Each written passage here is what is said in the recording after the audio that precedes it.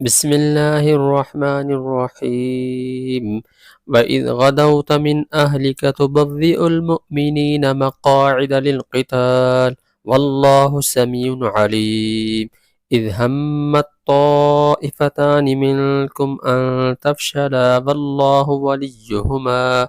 وعلى الله فليتوكل المؤمنون ولقد نصركم الله ببدر وأنتم أذلة فاتقوا الله لعلكم تشكرون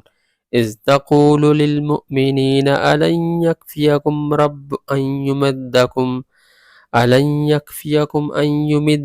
ربكم بثلاثة آلاف من الملائكة منزلين بلى إن تصبروا وتتقوا ويأتوكم من فورهم هذا يمددكم بخمسة آلاف من الملائكة مسومين وما جعله الله إلا بشرى لكم ولتطمئن قلوبكم به وما النصر إلا من عند الله العزيز الحكيم ليقطع طرفا من الذين كفروا أو يكبتهم فينقلبوا خائبين ليس لك من الأمر شيء أو يتوب عليهم أو يعذبهم فإنهم ظالمون ولله ما في السماوات وما في الأرض يغفر لمن يشاء ويعذب من يشاء والله غفور رحيم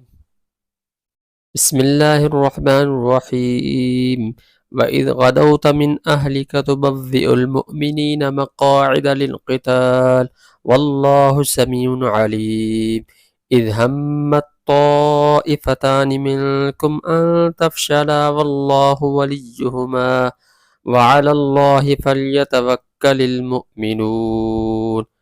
ولقد نصركم الله ببدر وأنتم أذلة فاتقوا الله لعلكم تشكرون إذ تقول للمؤمنين ألن يكفيكم أن يمدكم ربكم بثلاثة آلاف